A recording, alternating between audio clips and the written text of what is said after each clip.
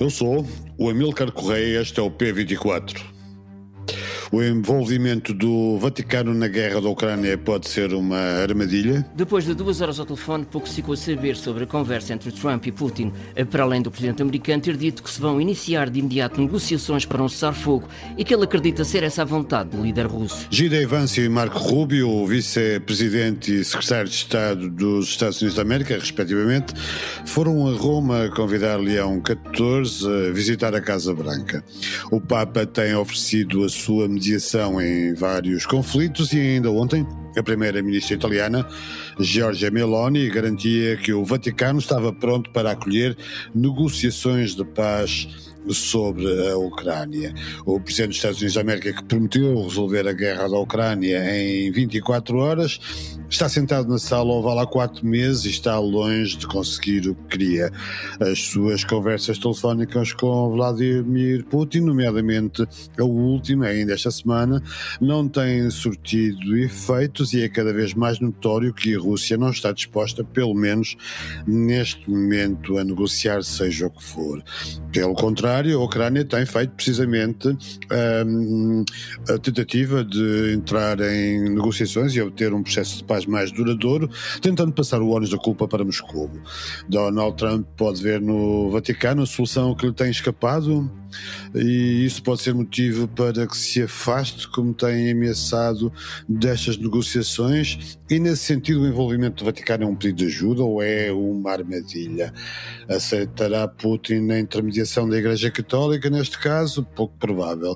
Neste episódio, Jorge Botelho Muniz, especialista em ciência das religiões, professor e investigador em relações internacionais da Universidade Lusófona, responde a estas e outras questões. Bem-vindos ao P24. O seu dia começa aqui.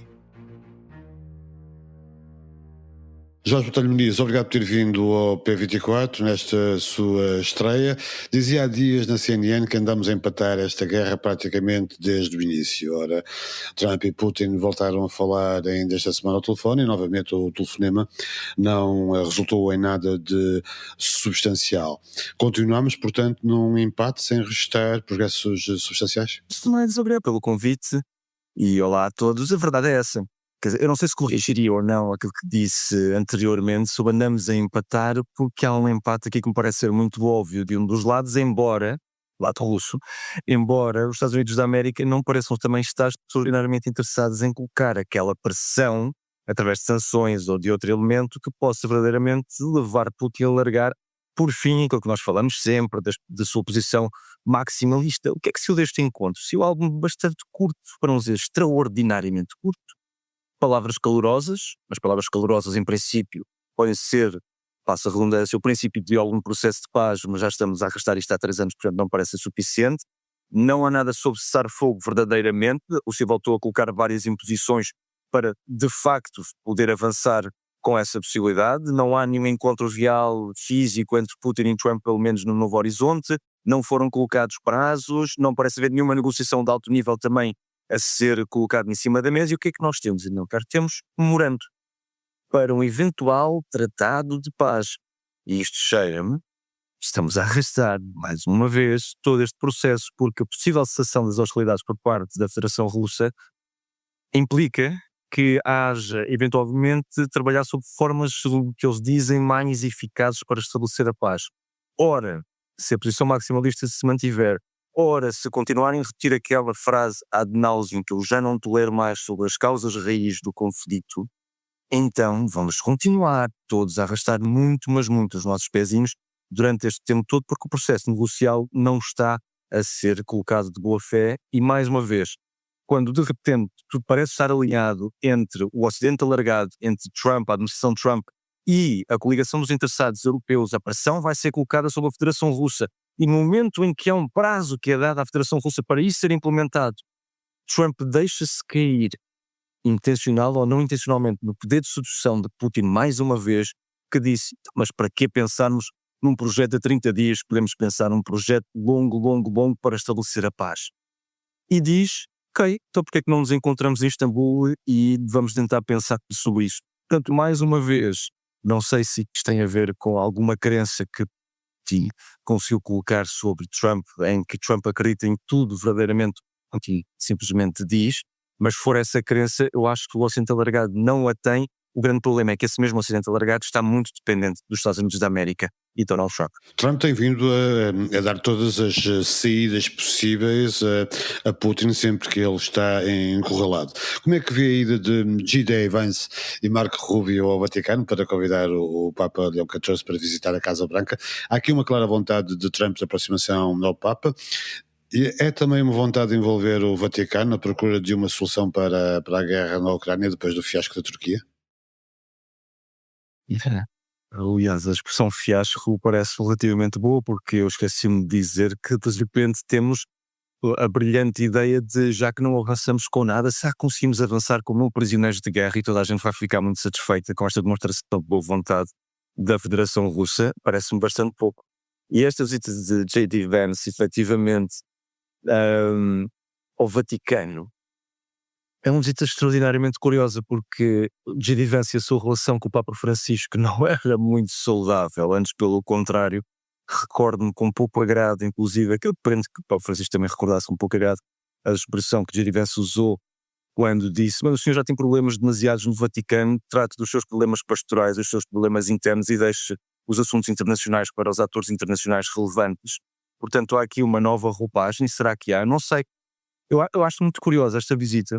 Steve Bannon, o grande ideólogo do projeto MAGA e o grande ideólogo desta linha conservadora norte-americana, Donald Trump, disse que este Papa Leão XIV, norte-americano, era a pior coisa para os católicos MAGA. Ou seja, não parece ser um extraordinário indicador do que possa vir daqui. Marco Rubio esteve presente, é importante que Marco Rubio esteja presente nestas reuniões. Sabemos que J.D. Vance se converteu ao catolicismo recentemente, portanto pode ser, há uns anos atrás, pode ser um bom indicador de alguma aproximação. Percebemos claramente que Trump está aqui a querer ajudar com o facto de ter um Papa que é norte-americano. Agora, este Papa norte-americano e esta Igreja, que é um Papa norte-americano que vem no seguimento de Francisco, na linha de Francisco, dizem que ele é um centrista, mas a piscar um olho a alguma dimensão progressista, aquilo que quase ameaçava anteriormente, acusava o Papa Francisco de ser um wokeista disfarçado de Papa de alguma forma. Será que isto é efetivamente a ideia de Trump sair, do Washington sair? Porque se for efetivamente a ideia de Washington sair, isto é um desastre para a Ucrânia. É um desastre em vários níveis. Não poderá isto querer significar o quê? Sem apoio humano, sem apoio militar, sem apoio de inteligência, aquilo que aconteceu em Kursk, quando aconteceu logo na sequência, logo na ressaca daquilo que aconteceu, daquela discussão super simpática que aconteceu entre Zelensky, Donald Trump e J.D. Vance na sala oval, em que expulsaram basicamente depois Zelensky e cortaram a inteligência no que diz respeito ao território e à ocupação que a Ucrânia tinha em Kursk, e vê-se bem com as consequências que isso teve. E depois quem é que eventualmente substituirá? Ou seja, será que este afastamento poderá, se é que esta lógica é de algum afastamento, significará alguma coisa positiva? E até quando J.D. Vance coloca esta hipótese de dizer: o Presidente Trump está muito chateado, está muito adolecido, está muito insatisfeito, está exasperado com tudo isto que está a acontecer na Ucrânia, e ameaça com a saída, eu penso que o Putin deve estar extraordinariamente feliz com isto. Porque a ideia de Trump sair não tem que se responsabilizar mais ou menos com aquilo que é a posição de Trump sobre o conflito, o facto de ele estar mais ou menos exasperado. Não tem que se preocupar eventualmente com o apoio militar, porque sair eventualmente diplomaticamente, eu acredito que é uma demonstração que ele tem sim tanto interesse militarmente também neste conflito. Já sabe que Trump resolveu o seu assunto com a Ucrânia com o acordo dos minerais, portanto pode-se concentrar num acordo com Washington também. Pode ser interessante isso. Que é arriscadíssimo. Trump já ameaçou afastar-se deste processo várias vezes, caso não existam desenvolvimentos favoráveis. O apelo ao envolvimento do Papa pode ser uma forma de se demitir do cumprimento dessa promessa extremamente importante durante a campanha de acabar com a guerra em 24 horas, mas desse ponto de vista, o envolvimento do Vaticano pode ser uma armadilha para o próprio Vaticano, ou não? É uma armadilha para toda a gente, acho eu, mas para o Vaticano também, mas é uma armadilha para toda a gente. A última vez em que o Vaticano, e nós dizemos isto do lado ocidental da Europa, normalmente com certo regozijo, que o Vaticano se envolveu em alguma coisa assim mais diretamente com a União Soviética, foi quando alguns de nós comentam, e alguns até com sorriso, que ajudou à queda do comunismo, com João Paulo II. Sabemos que a primeira aposta foi com João Paulo I, que não foi uma aposta extraordinariamente bem conseguida, diplomaticamente ou politicamente, e que depois deu João Paulo II, Karol Wojtyła, e era um cardeal polaco. Portanto, Putin, eu não acredito que tenha uma excelente imagem do Vaticano, se a lógica for, então o Vaticano vai querer o quê? Mais uma vez tentar destruir a União Soviética, a Federação Russa. Portanto, nesse indicador eu não vejo uma grande aproximação. A aproximação católica e a Igreja Ortodoxa Russa também não vejo uma extraordinária aproximação, garanto-lhe. Portanto, para Zelensky poderá ser um trunfo, foi o primeiro a ser recebido no seguimento da missa inaugural de Leão XIV, a seguir J.D. Vance e Marco Rubio. Portanto, pode ser aqui um indicador, mas eu não acredito que Putin veja isto com excelentes olhos. Antes, pelo contrário, eu acho que ele vai ver isto muito enviesado. Para Leão XIV, se possivelmente o primeiro grande trunfo diplomático que ele coloca em cima da mesa, o Santo Padre, for a possibilidade de ajudar a resolver num campo de neutralidade como o Vaticano, num campo de influência moral e diplomática como a Santa Sé, procurar resolver o conflito provavelmente mais espinhoso, com mais implicações globais e eventualmente não conseguir nenhum resultado, que é altamente provável, porque ele não vai resolver, o Santo Padre não vai resolver as causas raiz do conflito, vai estar longe de conseguir colocar alguma pressão concreta, algum poder concreto que permita de alguma forma alguma das partes dizer muito bem, então se calhar vamos chegar aqui ao meio termo, então vão desgaste para o Vaticano. Não é provavelmente a principal ou a primeira ou a grande imagem que Leão XIV quer, porque no seu discurso, quando foi eleito Papa, o primeiro discurso, ele quis se concentrar na paz. Nas últimas missas ele tem-se concentrado na questão da paz e Ucrânia e Médio Oriente. Se quiser envolver de alguma forma neste conflito, já que não faz as questões do Tribunal Penal Internacional, em que estaria a acolher um criminoso de guerra no território no território do Vaticano, ou seja, aqui seria espinhoso. Eu sei que há a questão da imunidade diplomática, tenho sempre referido isto, mas seria muito espinhoso a questão das crianças, e o Papa Leão XIV tem mencionado muito as crianças que regressem às suas famílias. Seria muito espinhoso, e já agora eu não estou a ver como é que no mundo do hard power, o soft power poderia entrar aqui, no mundo em que as armas são mais fortes, em que as grandes potências são mais fortes do que tudo, a palavra, que é o grande trunfo do Vaticano, pudesse entrar aqui para de alguma forma resolver as divergências intransponíveis. Não acredito que consiga verdadeiramente. Se conseguir, aplaudirei, regozijar-me-ei com isso, mas não acredito verdadeiramente que vá conseguir mediar este conflito. De qualquer modo, temos uma aproximação muito interessante para a Europa. Porque se Giorgia Meloni for a ponte, e já agora Giorgia Meloni, ela sim terá que resolver a questão do Tribunal Penal Internacional e de Putin. Mas enfim, com vontade política tudo se faz aparentemente, e já ninguém respeita o direito internacional verdadeiramente. Portanto, Giorgia Meloni poderá colocar pela primeira vez diretamente os interesses europeus na mesa de negociações, se esta negociação avançar.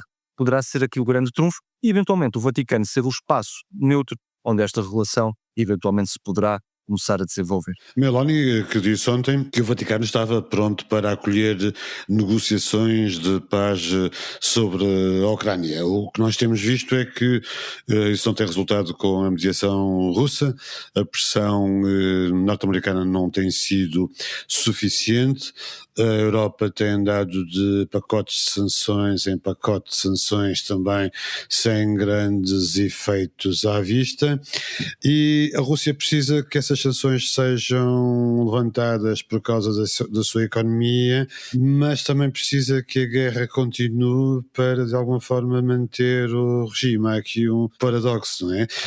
Putin de alguma forma pode ser enfraquecido no caso do desfecho desta guerra não lhe ser internamente favorável. Definitivamente. Aliás, se dizem que Bibi Netanyahu está agarrado ao poder desesperadamente e que a guerra que acontece no Médio Oriente é uma ferramenta, Putin ainda mais, até porque ele converteu, Putin, a sua economia para uma economia de guerra, e já agora há uma grande ligação entre a lógica de manter o poder e a legitimidade, sempre com a lógica de existe uma ameaça, isto era aquilo que eu reparo. A lógica é sempre a mesma, a Rússia está sob ameaça existencial. Os próprios russos acreditam nisto neste momento. Quando há uns anos atrás a principal preocupação dos russos era aumentar os seus padrões de vida, atualmente a maior parte dos russos, 55%, segundo os últimos dados que eu vi no The Economist, querem que a Rússia seja respeitada. E para a Rússia ser respeitada tem que garantir a sua subsistência. não vai parar a máquina de guerra. A ascensão desta máquina de guerra russa é absolutamente estonteante, é brutal. A expansão da indústria militar russa é absolutamente extraordinária. Portanto, se a guerra não for na Ucrânia, a guerra vai ser noutra região, garantidamente.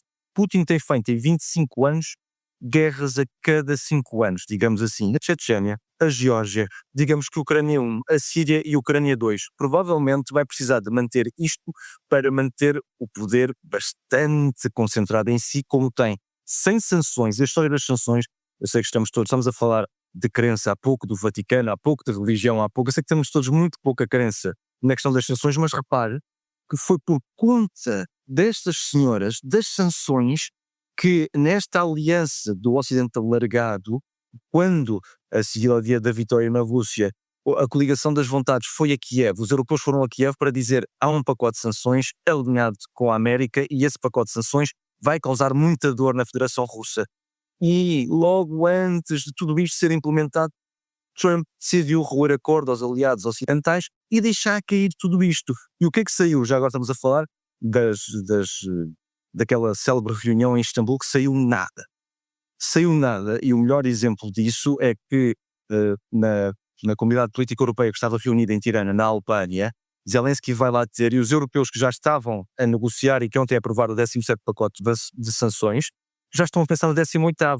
Ou seja, as sanções é para irem sendo acumuladas, e no dia em que a Federação Russa queira pensar que se calhar o Ocidente não é só meramente um inimigo, que é como quem diz, no dia em que Putin desapareça, as sanções são a vantagem negocial que tem para uma eventual reaproximação a qualquer que venha a ser o Kremlin do futuro, porque o Kremlin atual não é um Kremlin que se vai querer relacionar com este Ocidente, com esta Europa, e a própria Europa já percebeu que nem a lógica de precisar de colocar as tais tropas do terreno, as tais tropas de pacificação, etc., nada disso resulta. As sanções são o único trunfo que para já tem colocado em cima da mesa. Oxalá haja vontade da parte da administração Trump para entender o seguinte: sem um mínimo de articulação entre este Ocidente alargado com a lógica das sanções, então, e já agora sem nenhuma garantia de segurança para os ucranianos que só têm exclamado isso, então não há nada que vá parar esta máquina de guerra russa, quer seja a cada 5 anos ou não.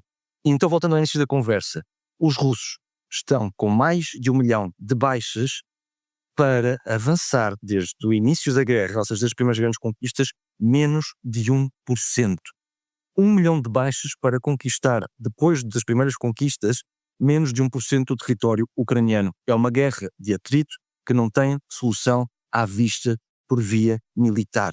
Portanto, é bom que haja algum caminho diplomático, quer ser o Vaticano, a Turquia, os Estados Unidos, a Europa alargada. Tem que haver algum tipo de congelamento para que as próximas gerações possam resolver, ajudar este conflito. Até lá, sim, vamos todos continuar a arrastar os pés neste conflito e vamos ter muitos podcasts para falar sobre o tema e vamos ter muitas intervenções em televisão e discussão académica para falar sobre o tema, porque ele vai se arrastar, infelizmente. Jorge Botelho Muniz, obrigado por esta análise e até breve. Muito obrigado. Le pacifisme et tout ce qu'il recouvre, il est à l'ouest. Et les euromissiles, ils sont à l'est. We shall fight in the hills. We shall never surrender. Hoje, quinta-feira, é dia de Diplomatas. Diplomatas é um podcast sobre política internacional com Teresa de Sousa e Carlos Gaspar, numa parceria entre o Público e o IPRI. A moderação, como sempre, é de António Saraiva Lima.